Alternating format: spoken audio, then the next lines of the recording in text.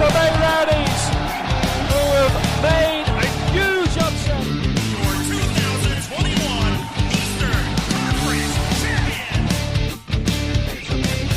A 10th goal! Oh, that is a delicious goal for Tampa Bay. And now, you're tuned into Tampa Bay's RBLR Sports. Hello, everyone out there in Tampa Bay and beyond. This is James Knowles coming at you for the RBLR Sports podcast. I am here tonight to cover the Rowdies like I usually do. Apologies if there was a little delay on the sound. I am behind the controls, at least for now. Obviously, Eureka still has us in the background, but he's letting me sit on his lap and hold the steering wheel. I think that's how this analogy goes, right? So we're going to see exactly how well I can do with that. In the meantime, I am doing well, and I would like to ask my co-host, Carlos, how are you doing this evening?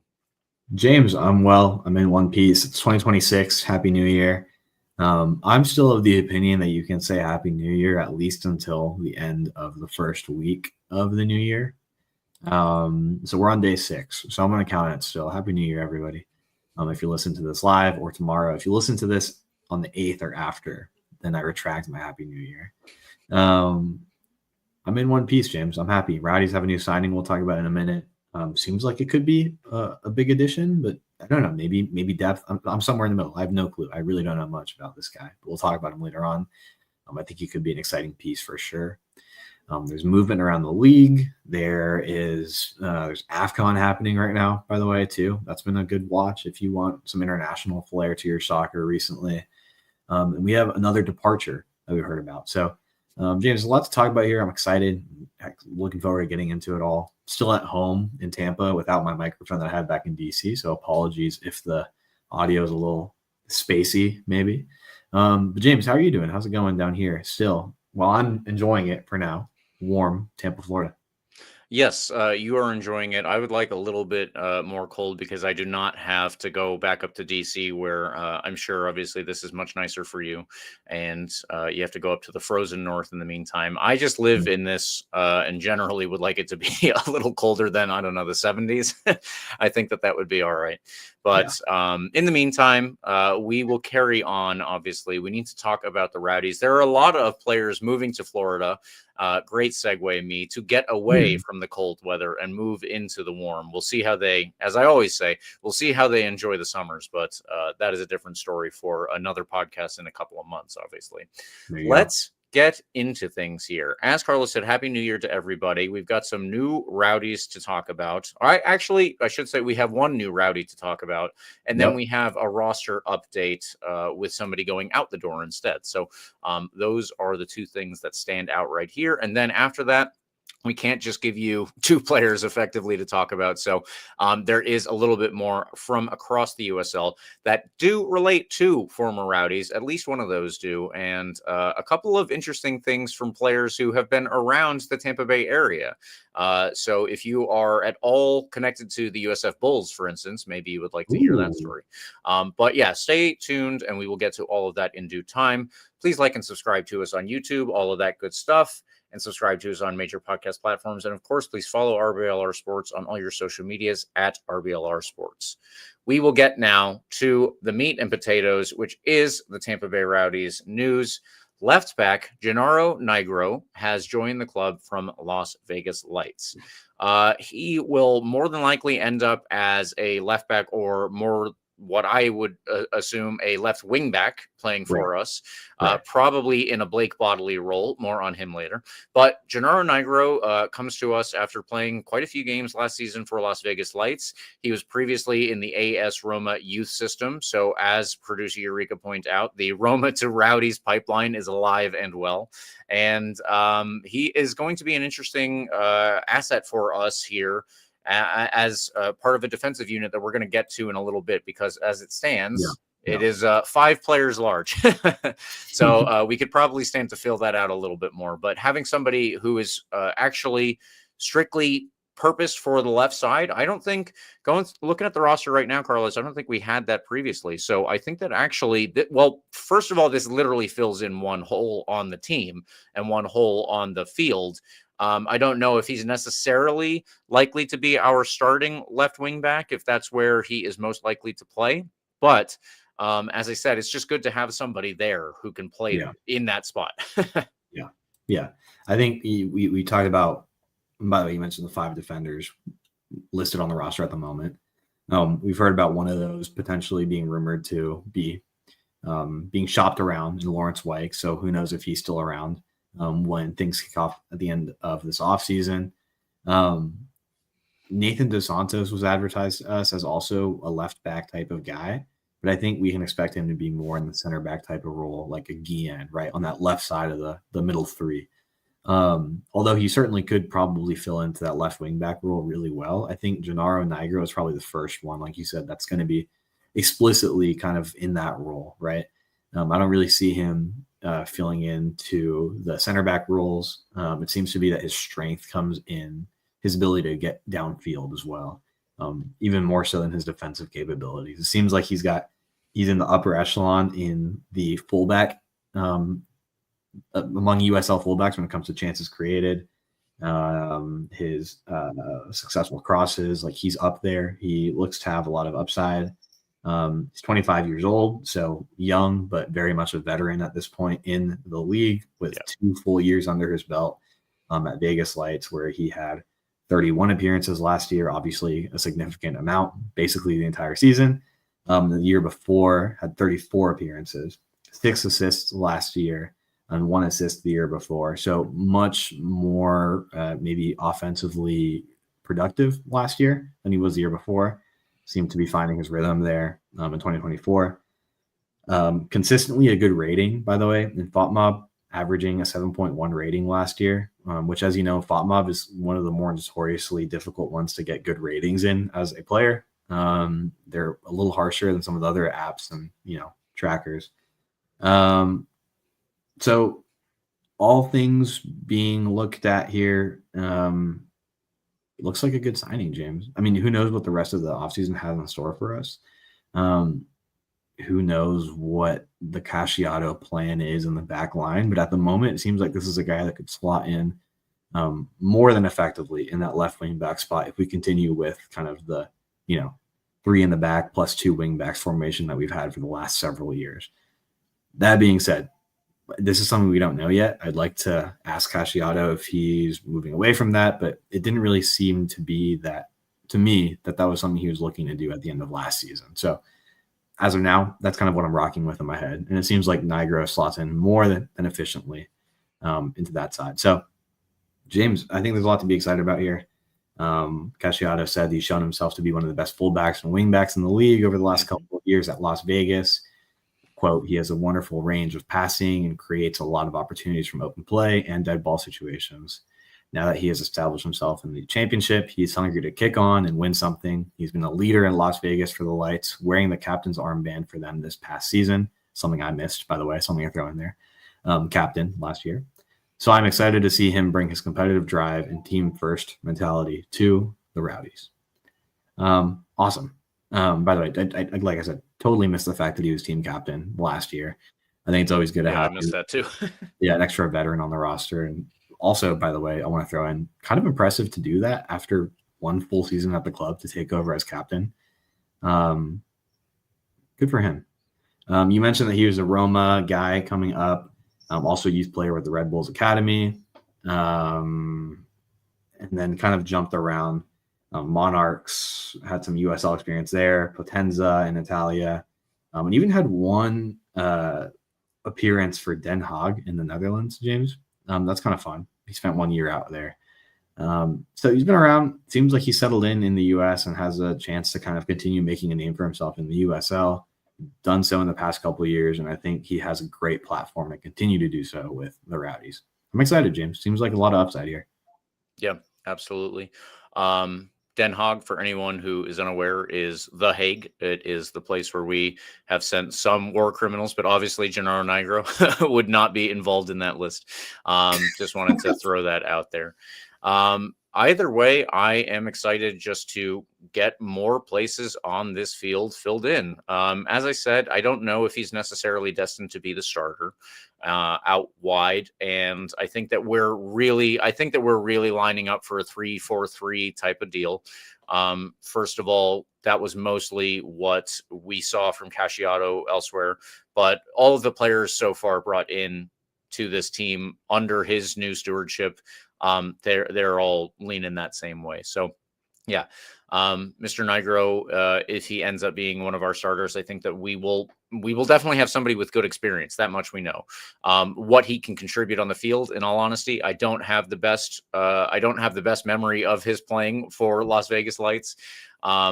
Carlos went through the stats, so I'm not going to rehash that, but I don't have I just don't remember a ton because he played out west, and when you live in Florida, we don't catch a lot of the Western games. That's unfortunately how it goes. But yeah, I'm still excited for this because I actually remember his name from U.S. Youth National Team, at least tournaments or camps. I don't remember if he ever became a serious prospect, but when you're playing for Roma at youth level, generally you do get some recognition. So pretty cool there.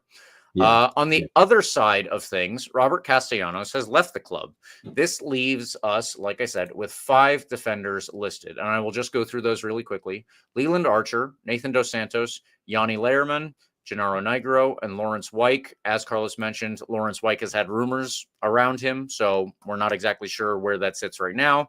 But that's the listed roster at the moment. So that gives us one fewer player as a center back option. And Carlos, I will turn it over to you to point out where Castellanos has gone now, because you already have done some digging for us. Yeah, in my minor digging, I can't say I heard about this club before. Castellanos' move, but he moved over to Club Deportivo Irapuato in Mexico.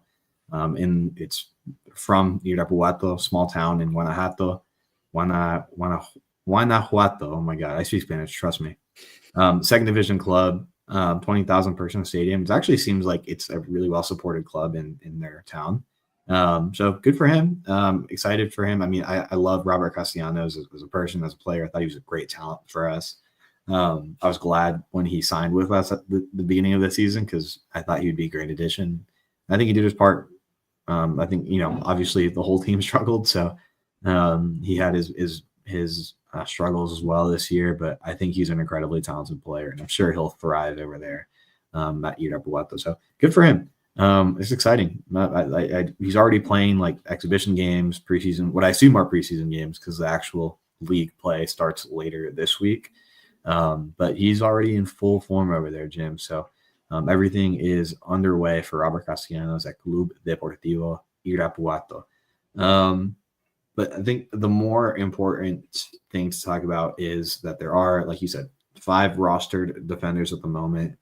According to the Rowdies release announcing the Nigro signing, they explicitly mentioned that there are additional roster announcements to be expected in the coming days in the lead up to preseason training, which starts, by the way, in less than a week on January 12th. So we're less than a week away from the start of preseason training. I would imagine these guys are all individually doing their own training, their own workouts and everything, or maybe getting together one-on-one, like with a couple guys. But official full team training starts in 6 days. So next week. I'll note that announcements has an S at the end, plural, right? So take that with a grain of salt as well, that we can expect maybe at least 2 more announcements before January 12th rolls around next week. Obviously, there wasn't one today, but I'm sure by the time next Tuesday rolls around, we're doing this podcast again, there will be at least 2, maybe 3 new guys to talk about. I feel like 2 is probably the sweet spot here with where the roster is. I'm going to guess 2 more signings before January 12th rolls around next week. Crazy. Officially the start of preseason training. Exciting stuff. James, I'm curious where you think that leaves our defense at the moment with Castellanos going and maybe Wyke going. assume Lawrence White is going for now. Let's just run with the rumor and what we've heard about the Rowdies shopping him around.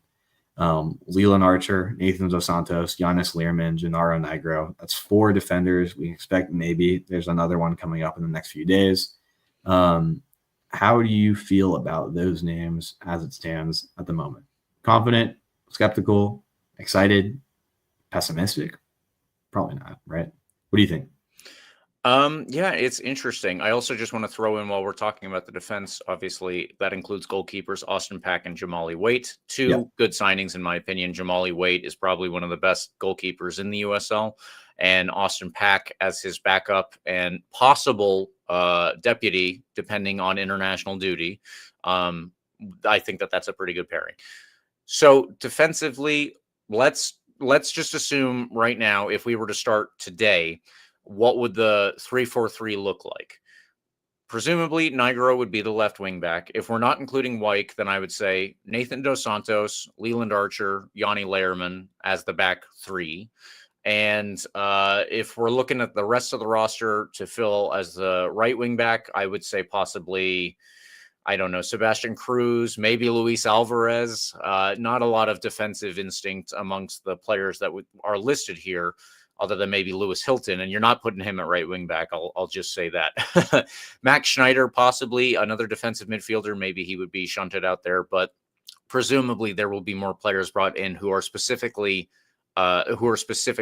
brought in for that role. That is going to be the place that they take up in the roster and on the field. I don't mind. I think that I've read a lot recently about Nathan Dos Santos being kind of an unheralded but very good player. Someone that was, I think it was John Morrissey at USL Tactics, the guru, obviously. I think that he was one of the people that was talking about how Nathan Dos Santos is unheralded, but otherwise still a very good player. And I think that that's a positive note in and of itself. Leland Archer, if you're a USL fan and you don't know who Leland Archer is, I'd be kind of surprised, because his name just stands out in the league. He is one of the... he's been in the USL for a very long time. He's been with Charleston for quite a while as well, and for their best spells especially. So I think that that's a really strong pickup. And then Giannis Lehrman, I remember him. I think I said this when we signed him. I remember him from college, and I don't know that he ever necessarily fulfilled the potential that I saw within that time. It is a big step up from college, to be completely fair, but still, he was a starting level player. That was for Loudoun United. If we remember last year, Loudoun United actually did well. It was Carlos likes to say, he calls it every year, but Loudoun United did almost get into the top 3 this past year. If they actually, they might have made the top 3. Point is, they kind of lived up to it. So he was a part of that. And I think that Lehrman is going to be, if he isn't a starter, which maybe he will, maybe he won't, obviously. But if he isn't a starter, he's going to be a very good backup piece. And I think that he could possibly push his way into the starting 11. So I really don't mind that back 3. I doubt that it's going to be the back 3 that we end up with at this point. And I expect that, of course, we're going to bring in, like I said, possibly another left wing back, definitely a right wing back or 2. And it's a very good foundation, obviously. It's a very good foundation here, but on some small chance, in my opinion, that this is the back 3 and then left wing back that we end up with. That still gives us a pretty good floor. I don't know what the ceiling is, to be fair. I don't know what the ceiling of that defensive unit is. I don't know how many clean sheets it will keep against, let's say, who's shaping up to be the best team in the league in Lexington. But I really do like the floor that sets for us. Yeah. And I think, by the way, a name you didn't mention to potentially look out for as a wing back too is Dolabella, right? We know him as more of an attacking guy. He's listed as a midfielder, obviously. But I think this is a guy as well that you can expect to maybe get those wing back minutes, especially if we're not going out and, like, I don't know, slamming signings on like 2 more wing backs over the next couple of days, right? I expect my guess here, James, right? If I'm thinking out over the next 2 days about what we're looking for, I'm thinking the Rowdies go out and announce one more wing back and one more center back. And I think that kind of rounds out your depth, right? Or maybe a starter in there. But I feel like Dolabella is probably one to look out for as a starting wing back as well. And I believe he's more comfortable on the left side, right? Do you agree with that? Am I making that up? I think he's more comfortable on the left side. Probably. I'm like 90% sure. And FOTMob's not super accurate when it comes to like telling you where exactly on the field players are in their formation. So I'm not using that as a reference. I'm just trying to remember from last season. But I know for a fact he's played on the wing back and he's comfortable out there. Whether that's left or the right, my memory is not going to give me a 100% answer at the moment. But that's one to keep an eye out for as well. I think he's good in that area. But again, there's a lot of people in the midfield that are utility kind of guys too, that can kind of play multiple positions, right? A Van Casiel type of player. We have a few of those that can do multiple positions and can probably play them in a very serviceable manner. But I think we can expect to see maybe a more explicitly left wing back or right wing back or center back kind of guy to be signed the next couple of days. That's my guess. Who knows? I wouldn't be surprised by that. Yeah. You look at the forwards: Cicerone, Conway, Carson Hunter-Long, MD Myers, and of course Andrew Musali. You're stacked up top at the moment. You might be overstacked. I don't even know if there's enough games in the season at the moment to give all of these guys the playing time they deserve, truthfully. I don't know, maybe you can slot in Conway like somewhere in the attacking midfield, but then you also take away some playing time from some really talented attacking midfielders as well. Like there's a good problem to have right now in terms of talent in the midfield and the attack. There's a lot of good talent up there. Again, maybe more than will allow for an even share of minutes between guys that probably deserve more minutes, right? Like I think it's going to be an interesting dilemma as the season comes to a start. But right now, obviously, I think you're looking at the back line as being the more thin area. So, like you said, we'll see what happens in the next couple of days. Then you have your goalkeepers already. I'd be surprised if we have a third goalkeeper. I feel like we usually end up with an academy keeper at some point at the beginning of the year, right, to round it out. I'd be surprised if one of the next, 2 or 3 signings is a keeper. Jamali Waite, probably goalkeeper number 1. Austin Pack, probably the backup. But like you said, maybe there's minutes in the World Cup. Jamali Waite's Jamaica squad gets to the show, right? But as it stands, I think you have a really, really, really impressive roster that on paper should put you among the top 3 in the league as it stands, right? And that's without signing another center back and signing another wing back. So we'll see. We have plenty of talent in the attack. You're going to need guys that'll throw in a good cross every once in a while on the wing backs. And I think Nigro is certainly one of those people that can do that. We'll see who else joins him, if anyone else, right? Pedro Dolabella is another guy that serves in a great ball from the outside. But other than that, I'm not sure we have any other explicitly kind of like outside players, right? Some of these guys can play out there, but I'd like to see maybe one more guy that is like explicitly the wing guy. I'm excited, James. It's a good looking roster as it stands for sure. This is like it puts you up there. It feels like we had the off season of all off seasons as it stands, signing like the biggest name after the next big name after another big name. So I'm feeling like the Dodgers of the USL right now, taking everybody's good players. But okay, James, anything else on the roster as it stands? I think that we have covered everything that we can right now, and I'm hopeful. Let's say if we're expecting at least 2 signings based on your math, like you said, maybe we'll get one to yesterday, obviously, and then tomorrow, or if you're listening after this is live, today on Wednesday, and then maybe on Friday. And at that point, you could possibly also fit in one more next Monday, the 12th. So that would be good. There you go. Yeah, I expect maybe one of the last 2 or 3 to be starting caliber. I feel like the others are going to end up being more depth pieces, right? I feel like you've kind of ran the big names, onto Twitter and social media and Instagram and everything and put them out there for the crowd to get excited. I think now you're kind of in the area where you start filling in depth to be more comfortable as we get into the start of the year. Okay, James, January 12th, preseason training date number 1. The Waters Avenue complex will have life again. I'm excited. That's really cool.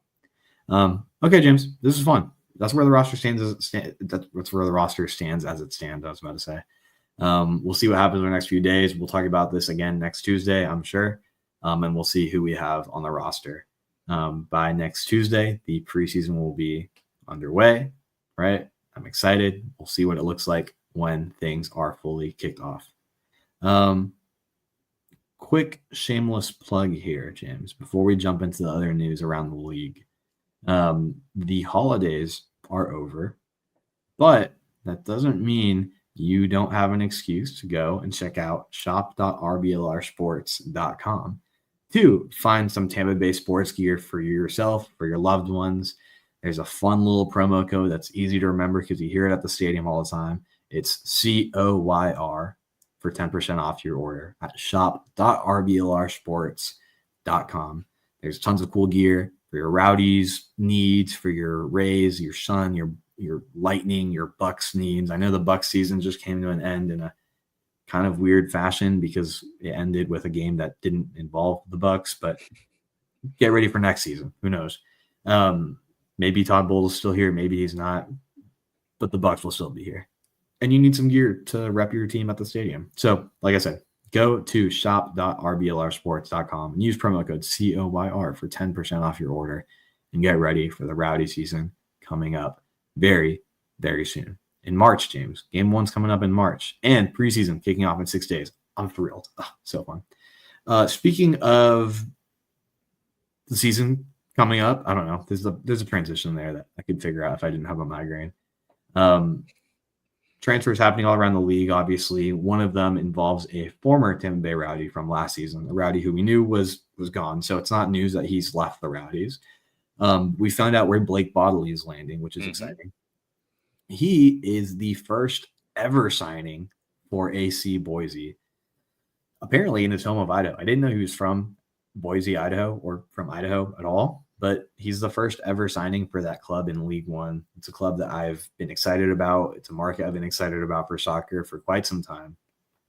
It's really cool that it's finally coming to fruition. They're playing at what's essentially their old like horse track. They made the grandstand over there into kind of like the heart of their stadium, and they're building around that. It's awesome.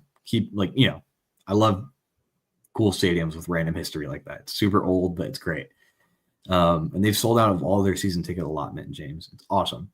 Really cool that Blake Bodily, a guy that I really enjoyed as a Rowdy, gets to be part of history there and becomes the first ever signing for that club in his home. I think it's really, really cool. Blake Bodily, of course, had his injury troubles over here at the Rowdies and maybe never really fully lived up to what we would have hoped him and that Nick Moon combo would have looked like. Right. He has so much talent. A part of me is surprised that he didn't stay in the championship. Not that talent drop off is all that crazy or anything. But there had to be other USL championship clubs out there shopping for him. Maybe it was the part that he could be a part of history. I could see that because, like you said, he's definitely still championship level. Absolutely. Being able to go home though, being able to be part of history, I think that's certainly an appealing thing for a lot of players, especially if like the pay drop off isn't going to be all that much. And I don't have the numbers, but I wouldn't imagine it's a significant drop off, if any, particularly if you're like the star player they're going to build around. Right. Yeah. From championship to USL League One. So exciting for him. Good for Blake Bodily. I'm going to keep a very, very close eye on AC Boise this year. Because like I said, it's a market I'm really excited about. I think it has a ton of upside in terms of attendance numbers, obviously selling out their season tickets. Yep. I think they're going to grow out of the little stadium of 5,000 to 6,000 people that they built very, very quickly. I think they're destined for 5-digit attendances consistently. Good for him. I'm really, really excited for that market. James, anything to add on Boise and Blake Bodily? I do have one thing to add on AC Boise. I was just going through, and I'll shout this out a little bit more later on, but there is an app called Footballogy where you check in at the games that you've been to, and it just keeps a little record for you, so you don't have to go back and be like, oh, what was I there? What games? Blah blah blah, all that stuff. You have it all in one place. So If you would like to join me and go on that app, the first game that I have lined up this year so far, I'm going to hopefully add more, but the first game that I have lined up so far is AC Boise's first ever professional game, which will be against Sarasota Paradise coming up in March, Saturday, March 7th. So if you are interested in cheering on Blake Bodily, or if you are, for whatever reason, interested in cheering for Sarasota, I don't know why you would be, but if that is something that you would like to do, they are playing Saturday, March 7th against AC Boise, and it is in Lakewood Ranch. So it's not that far. If you are listening to this, you're more than likely in the Tampa Bay area. Maybe not, but it is more than likely a drivable game for you. So I would just wanted to throw that out there. Yeah. And for the record, Rowdies are away that weekend. So if you're not going to Birmingham Legion on March 7th at 3 p.m. to see the Rowdies inevitably, I was going to say win 5-0, but whenever they play in Birmingham, it's probably going to be more like a 2-1 result. That'd be a fun game to go to. That's actually a really great idea. Sarasota Paradise's professional opener, I believe, right? It won't be Open Cup games, but they weren't considered a professional club at that time. Right. Yeah. So history in the making there over in Lakewood Ranch. Yep. Also a lovely ground, lovely like sports complex in general. First professional game ever, right? Not just our home opener, right, James? First professional game for both Sarasota and AC Boise, and it will be Sarasota's home opener. So yeah. And Blake Bodley is going to be there, so that'll be fun. Go check it out. That'd be really cool. Good plug there, James. And we're not sponsored by Footballogy, but if they would like to listen to our podcast every week and sponsor us, I wouldn't mind wearing a shirt with the corny little like app logo of the studio. Yeah. It's like that app is for sickos, by the way. And if you listen to this podcast regularly, you are also one of those sickos. They have like every game imaginable. They have down to like UPSL and NPSL. I would like check in my district elite games in DC in the 4th division. They have college soccer. So really easy way to keep track of all the games you've been attending over the last however many years. And really a fun way to kind of like keep everything in a little booklet and, keep the memories there. So that's a plug for Footballogy. James, let's talk about some other stuff happening around the league. We talked about one club that seemed out of nowhere, really. They didn't have an ownership change this offseason, did they? Like, there's no. They've had a philosophy change. Apparently. Yes, that's true. Out of nowhere, Lexington decided to become the one. Probably, again, I wish we had access to these numbers, but they've almost certainly become one of, if not the top spenders in the league. They signed Philip Goodrum, who we all know very well as one of the best attackers in this league. I'll take my MD Myers, Carson Hunterlong, and Russell Cicerone before him, but he's certainly up there among one of the best attackers in the league. Ollie Semley as well, who I know less about, but I'm sure James, the encyclopedia of USL players, can tell us more about him momentarily. Finn Sundstrom as well went to Philly. That's exciting, but I jumped ahead. Let's talk about Lexington for a second, James. What do we know about this club? Why are they having this offseason that they've decided to become also the LA Dodgers of USL and just decide to buy everybody they want? More importantly, how are they looking? What's going on here? Yeah, we've mentioned Lexington a couple of times. As you said, they might not have a change in ownership, but the philosophy is there. I'm not totally sure how they've swung it all at this point because they recently just they constructed a brand new stadium for both their men's and women's teams.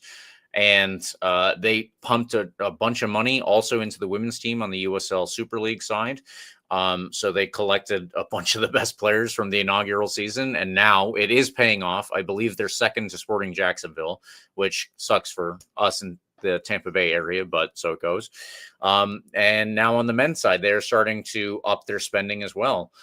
They brought in Arturo Ordonez from Louisville City. They brought in Aaron Malloy from Charleston. They brought in Oliver Zemla, who was previously with Louisville City and did so well there as a goalkeeper, by the way, that he moved on to the Philadelphia Union. He was mostly a backup there, but of course he would be a backup to the Jamaican starting goalkeeper, Andre Blake, one of the best goalkeepers across MLS. So very, very high bar we're talking about at the moment. They have a couple of other players that might not be as familiar, but still look to be very good prospects, if nothing else. And in addition to all of that, they now have Philip Goodrum. So they are firstly shopping from their close rivals, Louisville City, which is interesting dynamic there. I feel like that might stoke a little bit more hatred between the teams. And frankly, Lexington as a club seems to need a little bit of help with they don't need help in many ways from what they've done. They do need help in attendance. So maybe this will help that. But yeah, it's very interesting to see exactly how Lexington are trying to build. They are putting together, like you said, what would be kind of a USL dream team in a couple of ways. So I'm interested to see how that pays off. Dream teams don't always work, but if the Real Madrid Galacticos told us anything, you can win a lot along the way. They will probably want to win the USL Championship, obviously, but there is at the same time the formerly Jaeger Cup, which I'm going to continue to call the Jaeger Cup. I don't know if Lexington are participating in the Open Cup because of the restraints that the Men's World Cup has put on the 2026 Open Cup. Not all of the USL teams are participating. I don't like that, but that's the way it is. And I don't remember if Lexington is in that or not. Either way, again, they're going to be going for every trophy that they can here. And they came out swinging so far. Yeah. Super lame, the Open Cup stuff, but I could talk about that forever. By the way, I can talk about in a minute a few more notable signings around the league that I'm looking at. This is all coming from usltactics.com. By the way, John Morrissey is the GOAT of all this data and keeping track of all the moves and everything. Brooklyn FC, James, this says that they haven't signed anybody. They're still set to go for 2026, right? Like there hasn't been any notion of them postponing their start. As far as we're aware. There's not a single signing out there yet, and we're in January 6th. I guess Boise just announced their first ever player in Blake Bodily, so maybe there's still a little bit of room before you start to question what their roster is actually going to consist of next year. But the other thing might be that they have players signed that they just haven't announced yet, because obviously the Rowdies had a ton of players signed that they weren't announcing because they were announcing them one per day for about 2 weeks there. But I don't know if that's the situation. If it is, then fair enough. But we can't say that one way or another right now. True. Charleston's only made one pickup this offseason at the moment, Wilmer Cabrera. So they're having a slow offseason. Again, as it stands, there's still one full week or so before the preseason actually kicks off. Just interesting. I love keeping up with USL Tactics with their transfer tracker. Jacksonville's made 3 more signings to kind of start filling out their roster, and Rafferty Petter, Kieran Sadlier, and Jordan Rossiter, guys that I have no clue about. But Kieran Sadlier coming over from Wycombe Wanderers in England. That's fun. Petter from Tacoma. And Jordan Rossiter from Waterford. I have no clue where Waterford is. Maybe it sounds like a team in like the lower divisions of England somewhere, but that's a thing. What else happening? James, Lexington also signed Tarek Scott from Monterey forward. So a good pickup from them. Rodrigo da Costa, obviously played for North Carolina FC last year, part of the big fire sale over in Cary, North Carolina. Going on down to Miami FC, who is constructing a pretty good-looking roster for next year, at least serviceable like it was last year. Certainly not the Miami FC of 2 years ago that would roll over and lose 5-0 every game. And DaCosta is a really good pickup for them, for sure. Anyone else making any fun moves? Kevin Lambert in Louisville re-signed, so he's sticking around. That's a big, I guess, less of a pickup, but more of a re-signing for Louisville. I wanted to throw this one out there. This is not a signing that has happened in the offseason, but it is one that will have, I think, a very big impact on the 2026 season. So I didn't realize this, but I was looking at Lexington's roster just as we were talking here. And a player that they have signed is Latif Blessing. If you're familiar with that name, he has made, I believe, over 200 appearances in MLS, and he's only 29 years old. His last season in MLS was 2024 for Houston Dynamo. And then I guess he was off for a little while. I don't know, possibly looking for clubs, but In August, he signed for Lexington. So he only made 5 appearances, but he's listed on their roster for 2026, which suggests to me that he is going to be a very good player for them in the upcoming season. Just keep an eye on that one. That one, I just saw that now, but that is another signing that they made that will probably be have a big impact here. Yeah, that's one I remember from the end of last year that totally slipped my mind as something to keep an eye out for. I guess in that sense, Lexington started their, rebuild / super team for next year at the end of last year. That one doesn't make any sense to me, by the way, because Latif Blessing is a player that was like really good in MLS. Yeah. And not a name that you might not have heard in like last year or 2 years ago, but like just 3 years ago, you're talking about him being on that LAFC squad that I think won MLS at least once. I don't know. I don't keep up with MLS, but you would hear about him being one of these like huge contributors. Yep. In that LAFC midfield that was so impressive. So yeah, I can't imagine like the drop off was that insane from 3 years ago to now. But it looks like he's jumped around a bit. Only made 5 appearances with Toronto FC, 2023 and 2024. 27 with the Dynamo last year. So like is still getting a lot of playing time with Houston Dynamo, a team that's not great, but was good. And then made a move to Lexington in 2025. I don't know. I don't watch enough MLS or am in enough MLS circles to tell you that Latif like fell off massively and it makes sense that he's in USL now. But regardless, that's a great name to bring up again here because I think he'll be a big part of what will certainly be an impressive Lexington squad. Are they back out west in the Western Conference now? Did they move out officially? I believe Lexington is out west.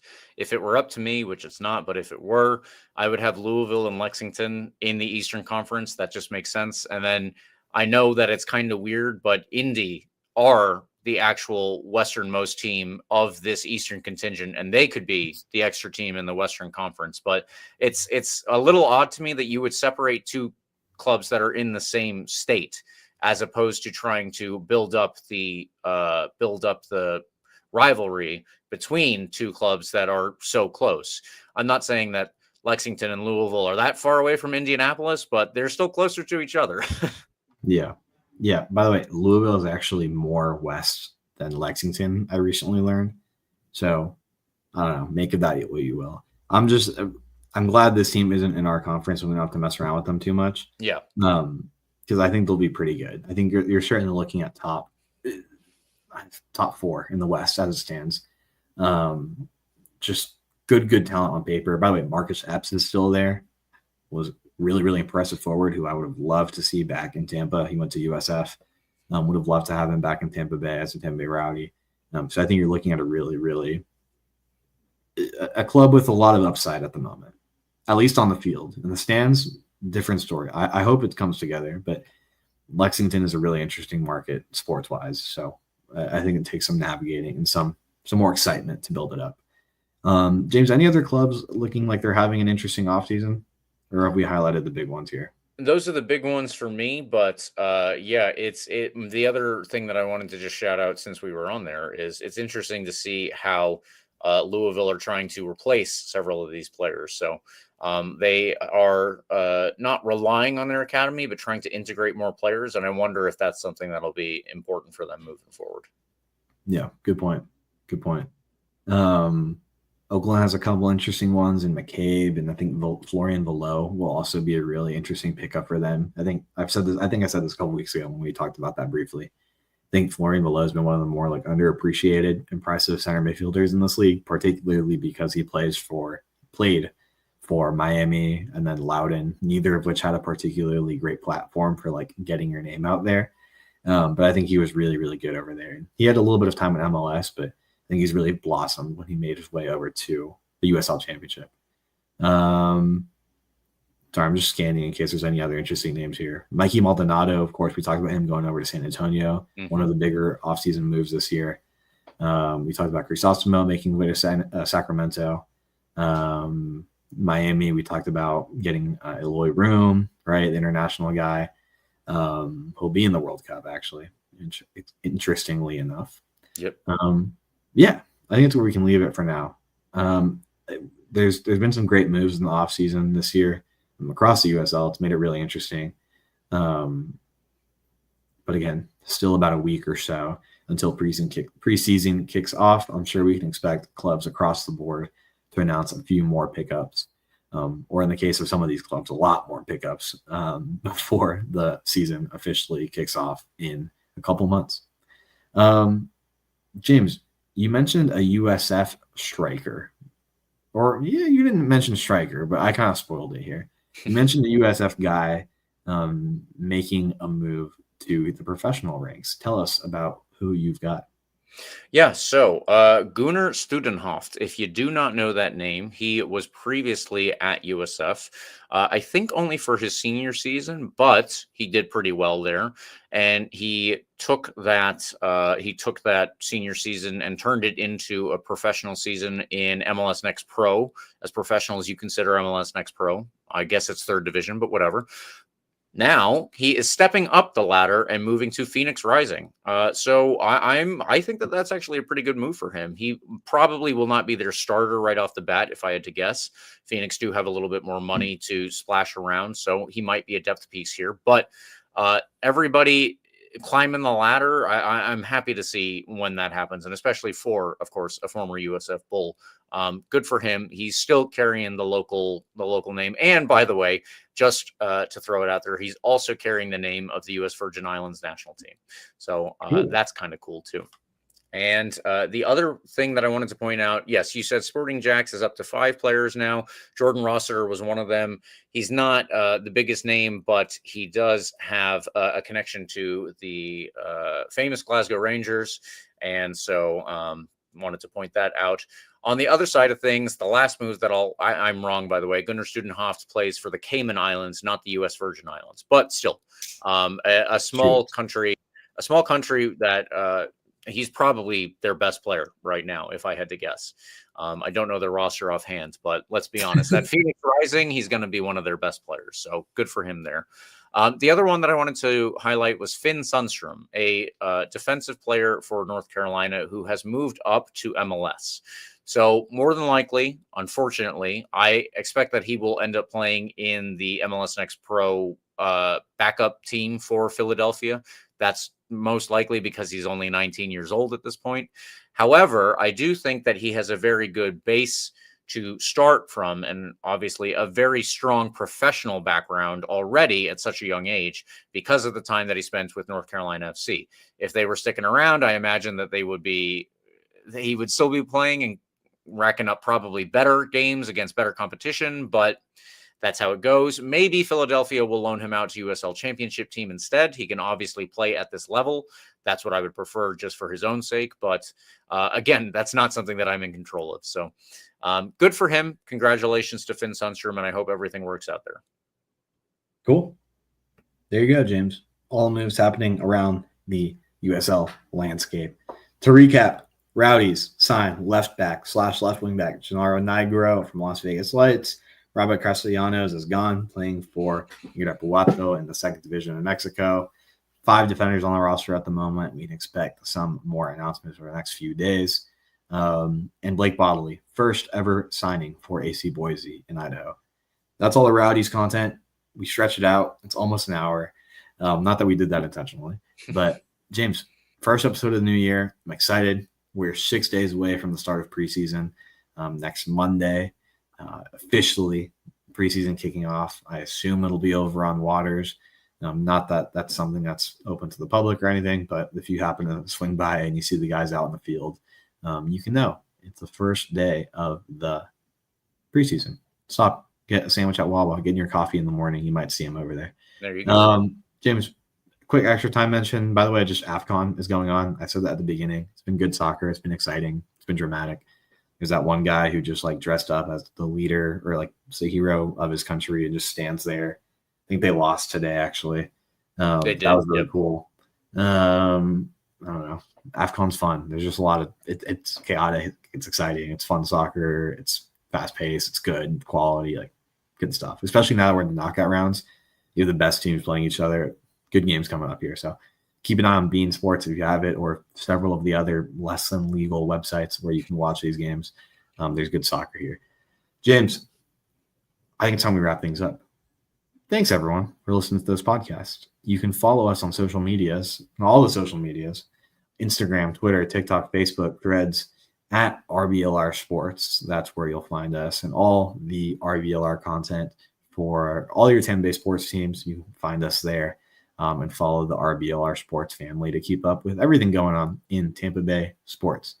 You can follow me, James, at Carlos TPA10. James, where can people follow you? At RBLR James K. Yeah, there you go. And you can follow the Rowdies specific show here at RBLR Rowdies on Instagram and Twitter. I believe Threads too. Check us out.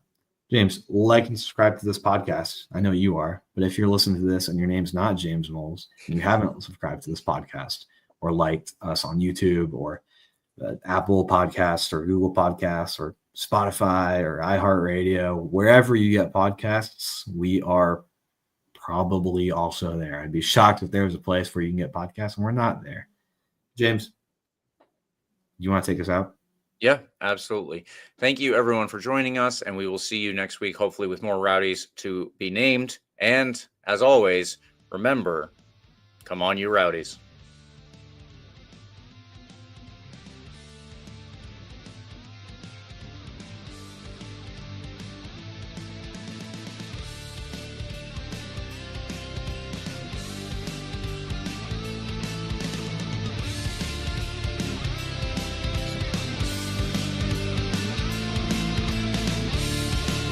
Thank you for tuning into this presentation by RBLR Sports. On your way out of the stadium, please remember to like and subscribe.